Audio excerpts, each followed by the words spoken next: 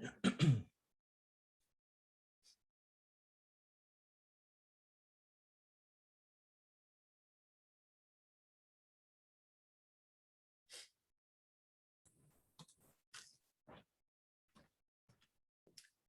Chris, how you doing?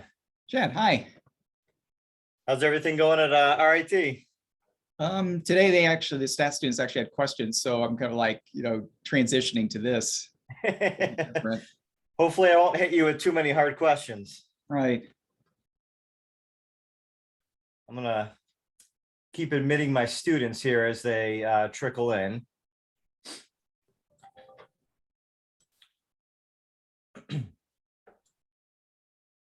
Yeah, so as I mentioned, this is my family violence class. And so we've touched upon several different topics already, really kind of focusing in on child abuse and neglect.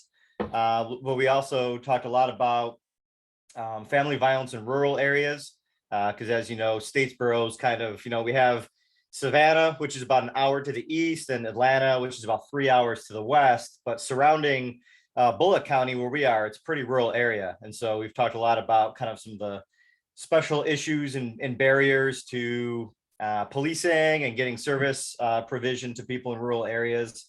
So definitely those are some topics that we've already talked pretty extensively about. All right, I think I have most people here. So I'm going to go ahead and introduce Dr. Chris Schreck. As I mentioned in class a couple of days ago, Dr. Schreck was a professor of mine when I was at the Rochester Institute of Technology, where I got my undergraduate degree in criminal justice and my master's in public policy. And while I was there, one of the things that we've talked about on these calls that we do is just sort of how there's these like serendipitous interactions and occasions. And I remember being an undergraduate, this is probably 2004, 2005. And I didn't really know, I'm sure like many people, many students on this call, exactly what I wanted to do with my life and what I wanted to do with my criminal justice degree. And it was really Dr. Schreck who talked with me about research and the career paths that could be available to me if I kind of continued down this path of wanting to research different criminal justice and criminological topics, if I wanted to go on and pursue a PhD and be able to teach and do research. And so it was really our communication that really set that off for me. And at that time, Dr. Schreck was doing a lot of work on the victim offender overlap and applying criminal justice and criminological theory to victimization. And so that really influenced my early research agenda and really focusing in on victimology. And so he was really the person that set me off on that path. So I'm really happy that he could join us today and talk a little bit about his research and what he's been up to recently. So I was going to turn it over to you. And again, Dr. Schreck is a professor and the department chair, right? Still at RIT? They haven't fired me yet. So. They haven't fired you still. That's good. That's good to hear. And yeah, can you just tell us a little bit about how you started your career off and what motivated you to study victimization? Yeah, well, first of all, thank you all for having me. I'm very happy to get a chance to talk to you guys. Well, or maybe even see your names on a on Zoom call. But I was a student at the University of Florida that your football team beat us a few years ago. Congrats. Yeah, that was a big thing for us. I think that was the game where you had the two linemen like blocking each other from the Gators. And I think we did not throw a pass in that game. I'll have to look that up, but that sounds about right. Anyway, it was a disaster. But Chad was, if I remember right, Chad, you were in the very first class that I ever taught, possibly. Did you take like juvenile justice one summer? Yep, I took juvenile justice in the summer and then undergraduate statistics and methods. Yeah, so that sounds about right. It was like the I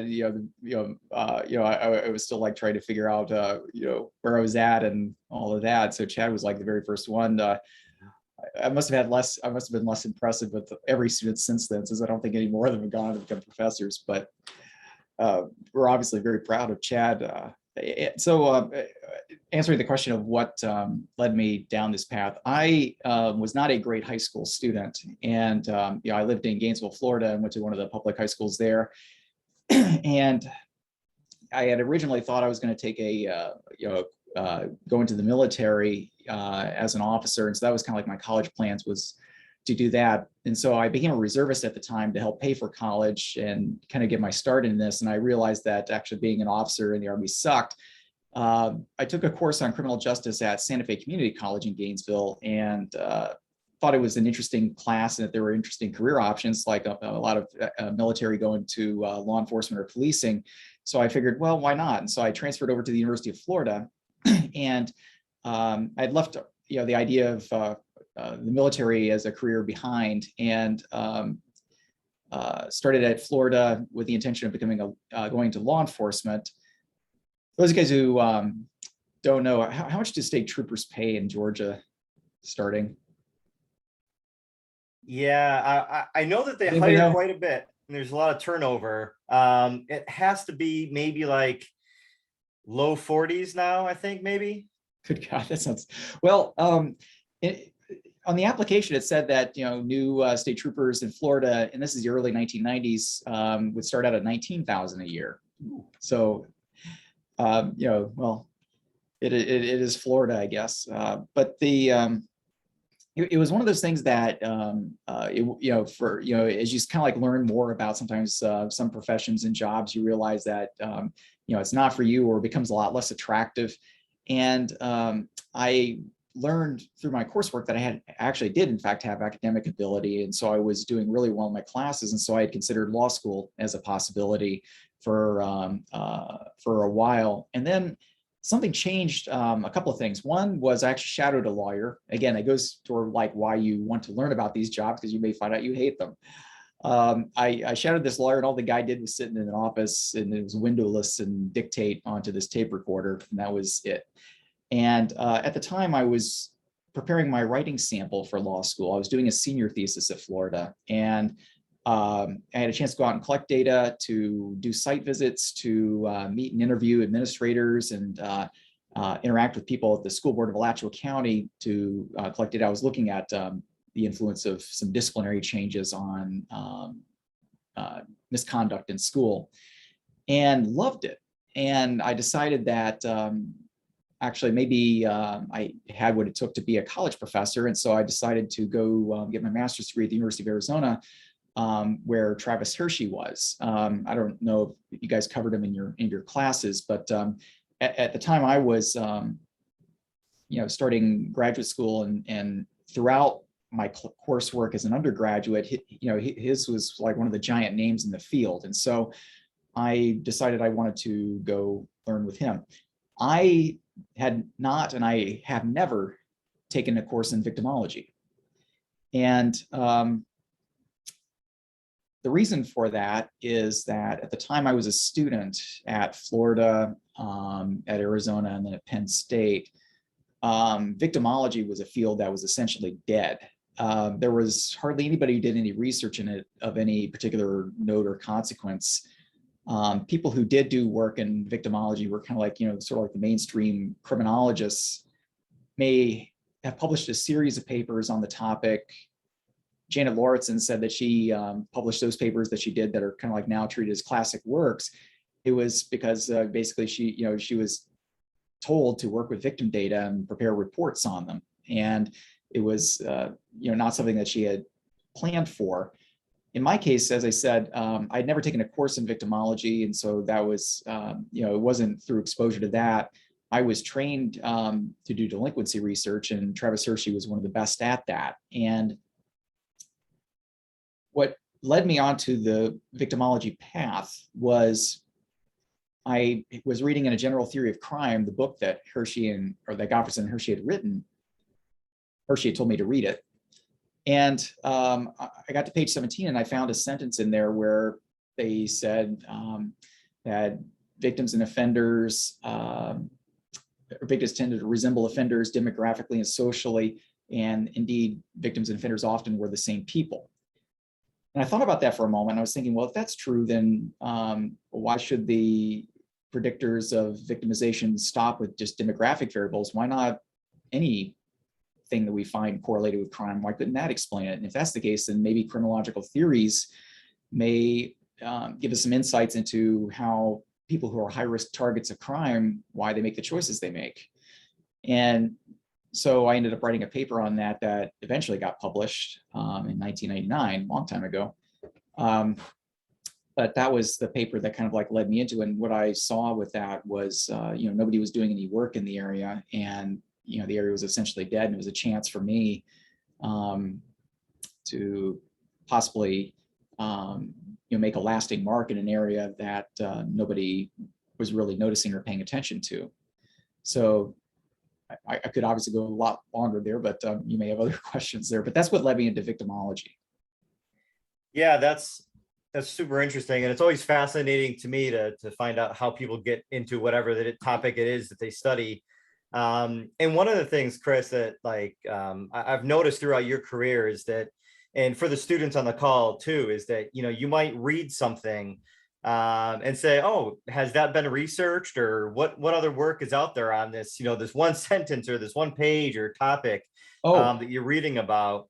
And one of the, so again, that 1999 piece, which kind of extends self-control to explain victimization, but also later down the line, some of your more methodological work on looking at differentiation between victims and offenders. And so I remember you telling us a little bit about that when you were talking with Wayne Osgood, and really this sort of technique that he used to look at specialization, thinking about, what might differentiate someone who's more vulnerable to victimization in comparison to somebody that might be more likely to be an offender. So can you talk about that a little bit? So that paper came about because at the time, there were a number of ideas that I wanted to explore about victimization. Some of it actually having to do with family violence, or at least the family's connection to the experience of violent victimization. But there was a point kind of like where I felt like it would be, given how the victim offender overlap is something that was, to my mind, starting to be taken for granted as an idea.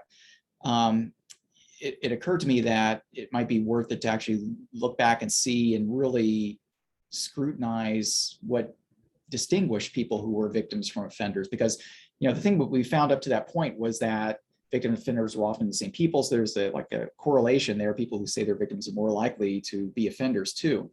But that's not true. There are obviously people who are victims and never offenders, and people who are offenders and never victims. The problem is that, given that the correlates for each are the same, it gets extremely difficult to kind of like predict who will fall into one group and the other. So that's what we were looking at with that method. Was we wanted to see, we just treated it as kind of like a question of specialization and offending. Some people may specialize in violent crime, some people may specialize in property crime. And what the method did was it let us try to test predictors on it. And the results, in a certain way, the paper did well, but the results to me were disappointing because they were inconclusive. There were times when certain variables would predict victimization more so than offending, but it wasn't anything consistent, and there wasn't really anything that jumped out in the findings that I could use and build upon. And in a way, that paper kind of marked the end of the first period of victimization research for me, because I kind of closed the loop, and I started to turn more to studying offending, violent crime, and that kind of thing for a little while. But that's the sort of the lesson that maybe that paper taught us was that when you look at sort of the personal characteristics of people who are victims and offenders, it's really hard to tell the groups apart. It's people who have looked at that question afterward, every study sort of has its own cluster of predictors, and they don't seem to gel together very well. And I know that, so on the victim offender overlap, you've written pretty extensively on some of the policy implications there as well. And what does this line of research mean for programs and policies? And so can you talk a little bit about what seems to be good prevention intervention for exposure to victimization? So I actually wrote a paper that's just coming out on looking at the policy implications. Well, part of it looks at the policy implications of the victim offender overlap for crime policy. And, to kind of like understand why we argued the implications that we did, it's kind of important to step back and think about, from the beginning, I argued that, the same processes that produced a criminal offender would also produce somebody who's vulnerable to crime. Not that they're going to choose to be victims or that they necessarily deserve to be victims, but just simply that the same things that lead people to commit crime also lead them to make choices that leave them vulnerable to crime, such as drinking too much or overdosing on drugs or things like that. And and victimization is a future event, uncertain. You never quite know when it'll happen, so you take precautions to protect yourself against it. So a person who doesn't really think about the long term, it would make sense that they would take fewer precautions against crime. So one of the implications that we argued in the paper was that if you have a rehabilitation program that actually really does improve a person's decision making to where they do think about long-term consequences, that program will not only make that person less likely to be an offender, but also it would make them, because their decision making is better, not just simply their focus on crime. They're going to make fewer choices that make them vulnerable to crime. So they're going to be more likely to lock doors, more likely to update security software in the computer, more likely to, more likely to be civil if somebody's, getting upset at them, and so they don't fly off the handle and just antagonize the other person. They're going to make just generally better choices, and many of these choices will protect them against crime. So that was one of the implications. The other implication was, I don't know. I mean, maybe you guys can raise your hands here, but how many of you guys are like consistent about updating your security software on your computer?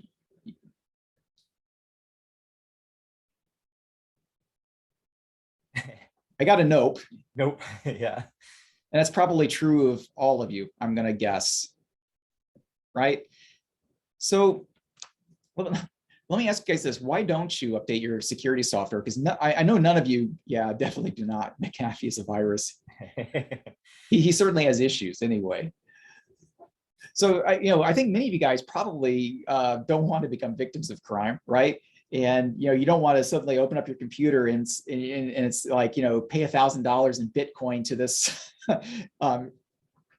shady Soviet operation, and they will they won't erase or delete everything off your hard drive. You don't want to become victims. And so, the obvious thing to do would be to, use security. And so the computer reminds you routinely, whenever there's like a new threat, they put out an update to help you deal with that threat, right? So it looks like some of you guys are like, just, you use it whenever it's just a free trial. So let me ask you guys this, why? So none of you guys want to become victims. But why is it that you don't update the virus software? And this kind of ties into the policy implications I'm going to talk about.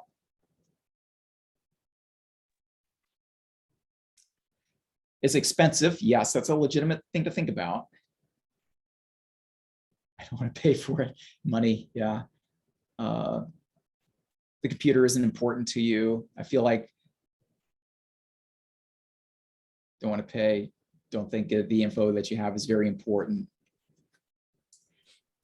Yeah, these are all legitimate, technologically illiterate.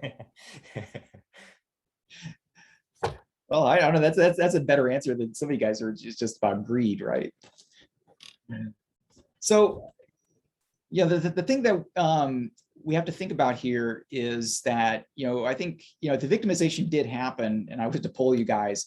None of you guys would want to become a victim, even if you had nothing on your computer. The very thought that somebody was going through it probably would be troubling to you at the very least. And so, given a yes/no option between yes, be a victim, and no, not, all of you guys, I think, are going to push the no button. You don't want it to happen. Yeah, it's like somebody going through your car, even though there's nothing in it, it's still on a certain level kind of like a violation, right? So, that security software, as any IT person will tell you, is absolutely vital that you update it.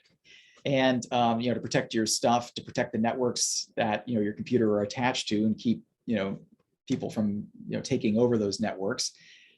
And that was kind of like the question I was wrestling with. It's like, think about the policy implications here of the victim offender overlap. If target decision making, we know target decision making matters.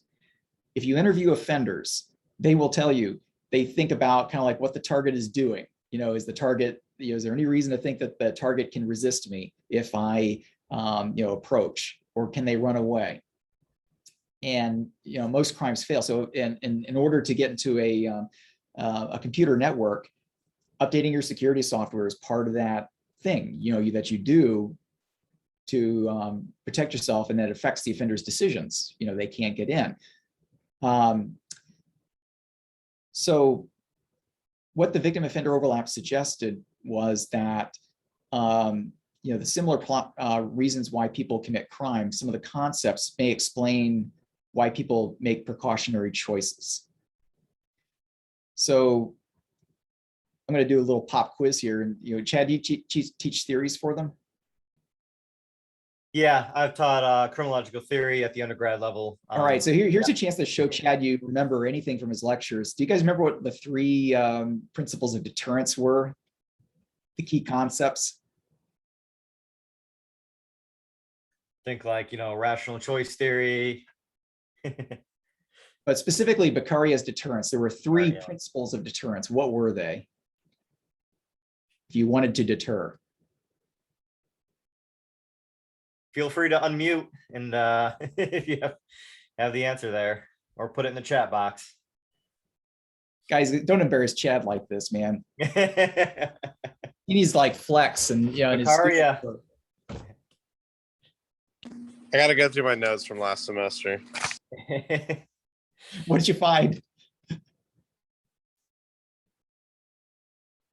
Probability of arrest. So certainty? Yeah, right. Certainty, does that help? Yeah. Well, do you guys remember it was certainty, swiftness, severity was what Beccaria talked about. What some of you guys are talking about here later with the guardianship and opportunity, that actually was something that came a couple hundred years later. But the idea of certainty, swiftness, severity, we only think about that in terms of like the the legal system, but those ideas actually apply to any choice you make, which means that you can take certainty, swiftness, severity, and adapt them to understand why you guys don't use the precautionary software or the security software. And it also could suggest reasons why or how you could get people to do this. Because I think, as I said, many of us would agree that, identity theft would suck. You guys may not have money now, but maybe someday you will, we hope.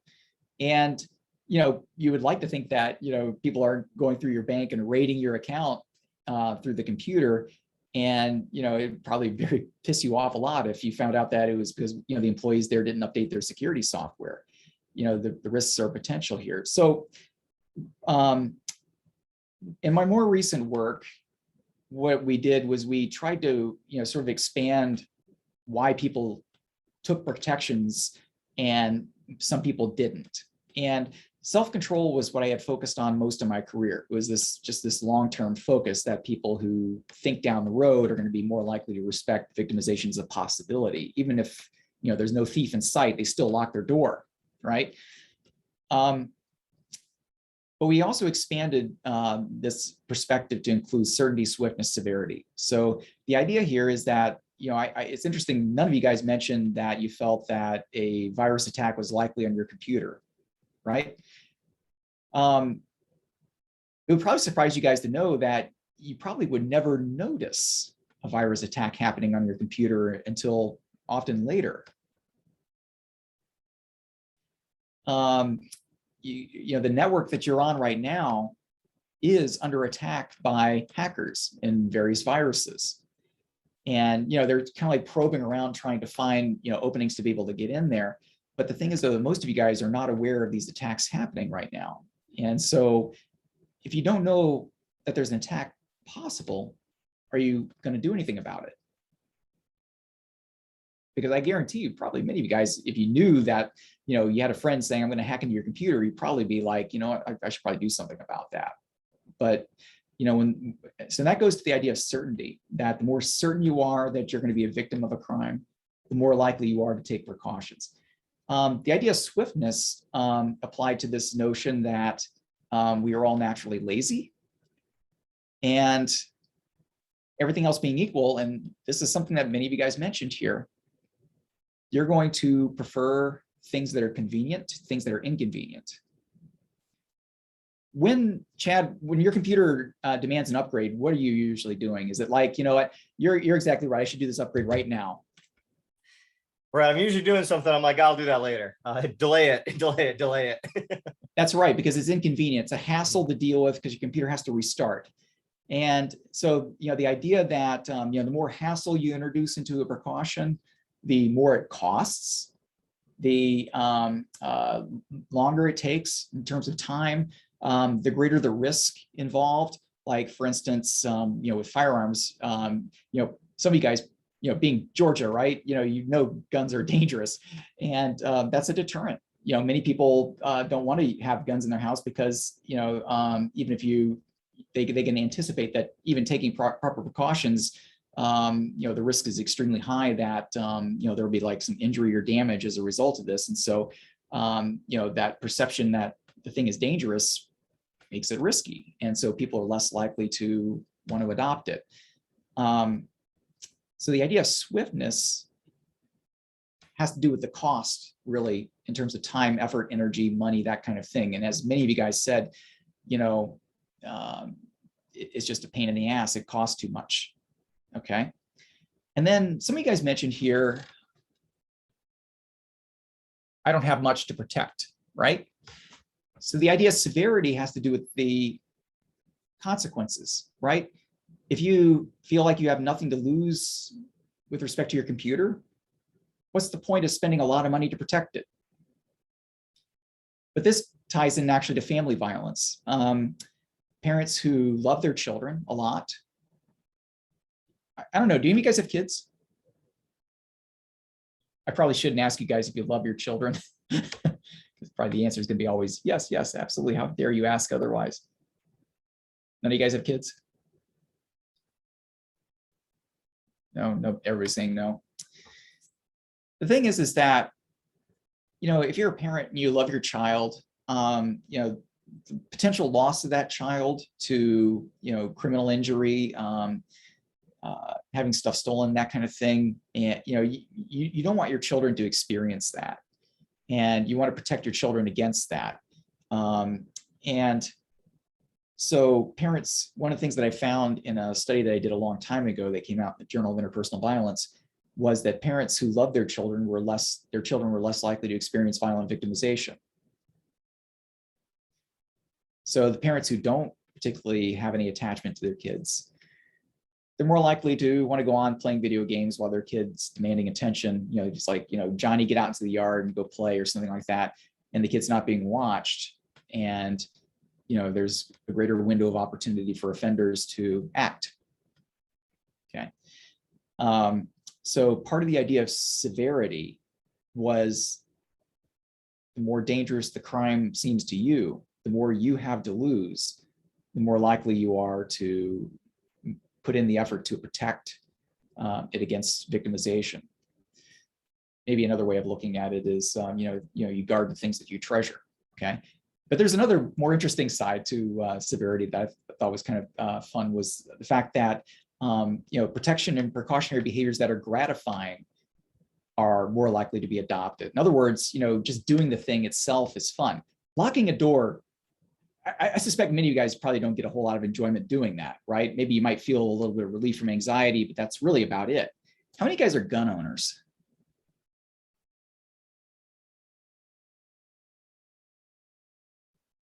And if everybody's like, no, I am going to be astonished.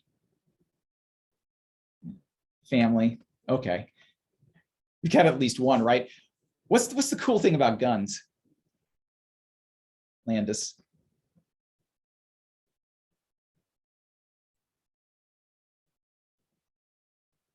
kind of they're kind of fun, right? Hunting, yeah. Mhm. Right. That's the thing is that, protection, recreation. So you guys know this. One of the things that's really appealing about having guns that makes them gratifying, just on their own, is the fact that, there's that sense of community that you have with other gun owners. There's recreational opportunities, hunting, for instance, or taking your weapon out to the range and shooting it there. You have a sense of identity with other people who are gun owners, as I was saying. And also too, there are people who probably feel safer having a weapon. And, the fact that it's rewarding inherently, and this has nothing to do with protection, like locking a door. It's just having a weapon in and of itself is enjoyable. And the fact that it is means that, irrespective of the danger, because, many of you guys probably know that even though violent crime is going up this past year, the truth of the matter is most of you guys are never going to become victims in your life, at least from this point on. And the thing is the fact that, guns are enjoyable and fun, having something to protect yourself against violent victimization, even though it's really low risk, it's just sort of like an added benefit really to it. And so of course you're going to have a weapon. It just makes perfect sense. So that's how where my recent work is going. It's looking at precautionary behavior, because if you can manipulate these things like a certainty of victimization, and so this goes back to the policy implications that Chad, you were asking about, certainty of victimization. If you can manipulate the swiftness of victimization, or sorry, the swiftness or ease of the policy, make things easier, less costly, then you can expect better compliance. And then finally, there's the severity side of it. If you can manipulate these things, where people feel more of a loss or risk, or if you make precautions more gratifying. So, you have to think about kind of like, what would get you to update your computer security software if you had it? Maybe if it was free. If you got a cup of coffee every time you did it within 15 minutes, Chad, your university gave you that. So, those are just some of the things that I'm going into, at least in recent years. Yeah, I guess just to piggyback off that, and I'll ask this question, if any students, if you have questions or anything, feel free to put it in the chat box or unmute yourself. And you kind of mentioned this in your recent work, but where do you think we should go in terms of victimization research? Is there an area or areas that you think are understudied or important that we really should be focusing in on as we move forward? Well, the big area, as I was saying, has to do with understanding precautionary behavior and defensive behavior. Why people, some people take precautions, why people don't. There is hardly any research on that. There's tons and tons of research on offenders. There's a lot of research now on the victim offender overlap, and but the thing is that we don't really have a good idea of kind of like why and under what conditions people do things to protect themselves. Many people wait until the very last minute. When you notice that person coming at you with a knife or something like that, then you do something. Well, most of us don't want to be in that situation, right? And so, what can we do that would be effective? We don't know. I mean, we haven't researched it, and that's kind of like where I think future research should go, since we know offenders are very focused on what the target is doing. To the degree that we can, through policy, help potential targets make choices that cause the offender to go do something else, I think would be a good thing. So that's so there's that research side of it, but then there's also the policy side of it. If you go through any criminological journal to see what the policy implications are, if you read policy reports, everything will be about affecting the offender's decisions. You won't see anything at all about that would be of direct help or benefit to the potential targets.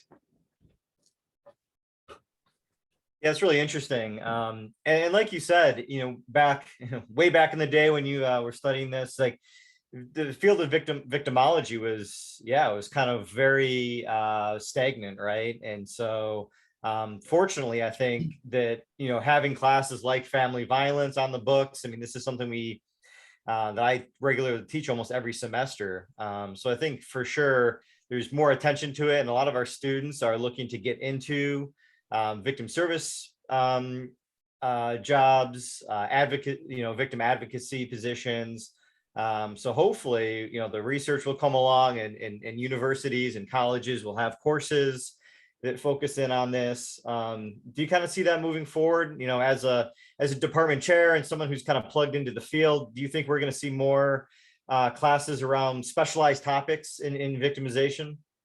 Well, among academics, yeah. I mean, the number of victimology classes, victimology has become respectable enough that most, but not quite all, of the leading PhD programs have classes in it and have people who, do work primarily in that area.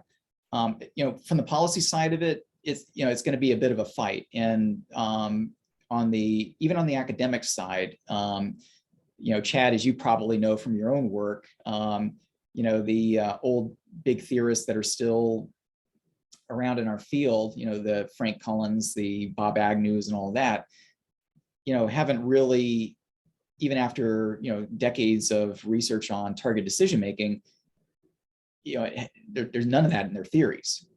So you have large segments of criminology that are completely unaware of the work being done here and its relevance to their work. That follows through in policy.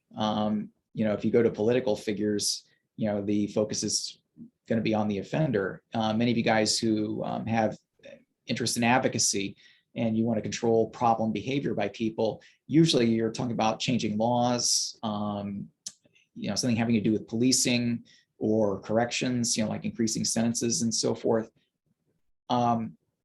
There's, if you can get the target to make good choices and give the target good options for protection, then none of that's necessary.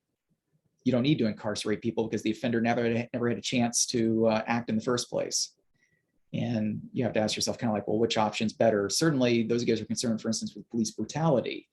The police become less necessary to the degree that targets are able to just rob the offender of opportunity. If we can help them with that, I think that's a good thing, because you don't have to worry about brutality and abuse of the system or anything.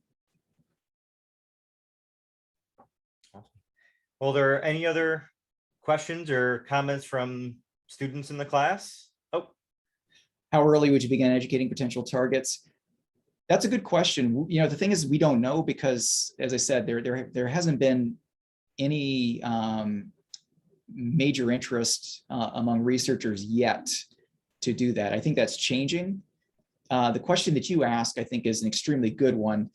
My own feeling on this is that,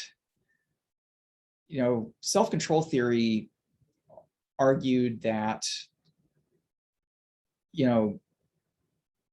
programs that could help children build self-control ideally would begin in early childhood. My collaborator, Mark Berg, tells me that there are programs that seem to be validated for helping decision-making that go later than that. But I think certainly childhood would be the ideal time to help children just generally make choices that kind of like take into account the possibility of future events, which victimization is. Other questions? That was a good one. that was good. I have a question. Can you hear me? Sarah. Yes. Yeah. Okay, so do you think the prior greater research on offenders rather than victimization has affected victim blaming or vice versa? That to me is one of the important questions that is definitely worth talking about. And I gave a talk earlier this year where I felt it was really important to kind of like explain. So among victim blamers, the idea is that people would be so fixated on people who were legitimately victims would be so fixated on the victimization they would do anything to avoid becoming a victim, and if they didn't, then they are to blame, or they're maybe not really victims and they're kind of like faking it for effect or something like that. From my perspective, that's just silly, because as you guys said, some of you were precluded from making that choice of protecting yourself from virus attacks on your computer, right? Because it costs money to have the software. that was your circumstance. That's not a choice that you made, right? So one of the things that we have to be aware of here when we're studying victims is that not everybody is in a position to make choices. People who are in custody, like police custody, for instance, usually the whole end point is to limit the choices a person can make. If you're in a school setting where you're not free to act, that's a particular context that may limit what you can do to protect yourself, right? So that's something we have to be mindful of. People don't always make the choice. And the other thing too that you have to think about too is even when you can make a choice, almost every choice is going to have some sort of implication for your chances of being a victim. Like right now you're in your car, right? What are your odds of somebody getting into your car to steal something right now? I mean, if you were a car thief, would you prefer a car that has somebody in it or a car that doesn't have somebody in it? Somebody that when there's not in their car. Yeah, you'd make a great car thief. See, so a car thief, that usually doesn't want any trouble, so they're going to pick the car that doesn't have anybody in it. But right now, you're not at home or at your apartment, so your car is safer, but your apartment isn't. But if you're in your apartment, your car is less safe. So every choice you make, and it has nothing to do with blame to you, it affects your vulnerability, in particular settings. And so you can make perfectly responsible choices. But the thing is that every choice we make is rewarding in some way, and victimization sometimes is pretty far from our thoughts. Usually, we only notice the chance of victimization when there's like somebody suspicious lurking around. Great questions. Yeah, I'm cognizant of our time here dwindling down, unfortunately. But thanks again, Chris, for coming to talk to the class. It's always great to be able to catch up too and just hear about what you've been working on and everything going on at RIT. So again, really appreciate you taking time out of your day to come talk with all of us. Yeah, it was great meeting you guys. I appreciated the questions. They were fun. And hopefully I'll see you around at some point here. Maybe Chad will inspire one of you guys to become college professors. That'd be great. It's a wonderful job, that's for sure. All right, guys, take care. All right, everybody. Have a good weekend. Bye-bye.